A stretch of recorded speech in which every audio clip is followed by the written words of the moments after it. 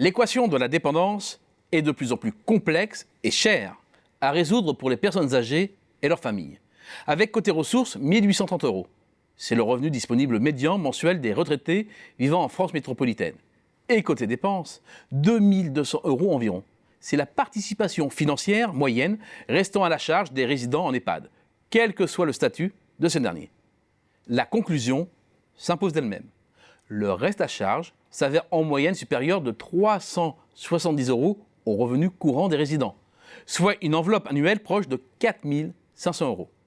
Et les seules options, ou presque, pour la financer deviennent alors la mobilisation du patrimoine et de l'épargne ou le financement par la famille. En outre, cette somme peut très vite s'envoler, selon le niveau de perte d'autonomie, selon le type de structure. Les établissements privés à but lucratif sont en moyenne 40% plus chers que les établissements publics non hospitaliers et selon la localisation géographique. Un mois d'hébergement en EHPAD pour une personne en perte d'autonomie sévère, après prise en compte des aides, varie de 1 600 € dans la Meuse à plus de 3 100 € à Paris et dans les Hauts-de-Seine, soit du simple au double ou presque. L'intégration dans l'équation de la durée de séjour dans un établissement, 3 ans en moyenne, permet de mieux mesurer l'impact sur les finances du résident et de son entourage de la prise en charge de la perte d'autonomie. En moyenne, le reste à charge s'élève à 79 200 €. En face, les revenus sont légèrement inférieurs à 66 000. Reste donc à financer un peu plus de 13 300 €. Le même calcul pour Paris et les Hauts-de-Seine, avec la prise en compte de revenus de retraités 30% supérieurs à la moyenne nationale, fait passer la facture à plus de 27 000 €. Un sondage réalisé par l'adresse montre comment l'équation financière se résout.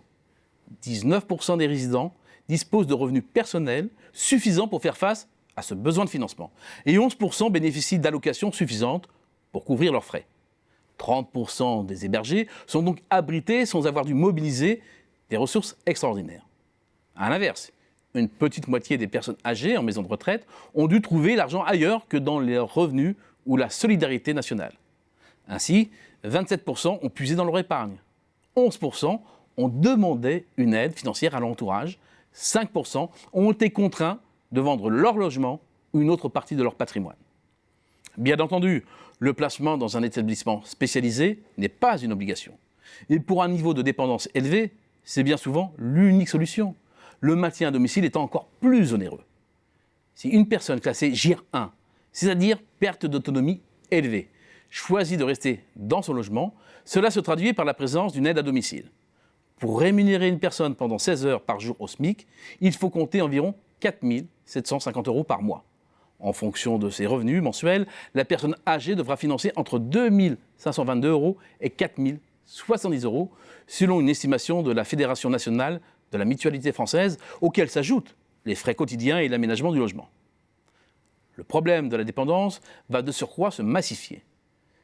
Selon le scénario central du think tank Matière Grise, dédié à la silver economy, la population dépendante atteindrait 1 592 000 personnes en 2030.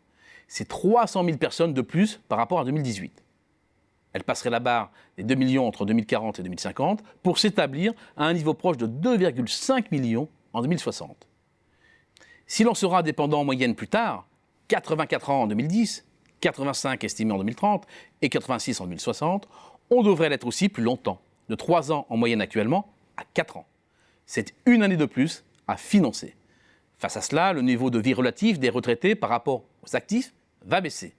Le nombre d'aidants potentiels aussi, compte tenu de la diminution du nombre d'enfants par foyer. Quant au financement public, rien ne garantit qu'il suive. On ne s'étonnera donc pas que les Français s'inquiètent pour leurs vieux jours.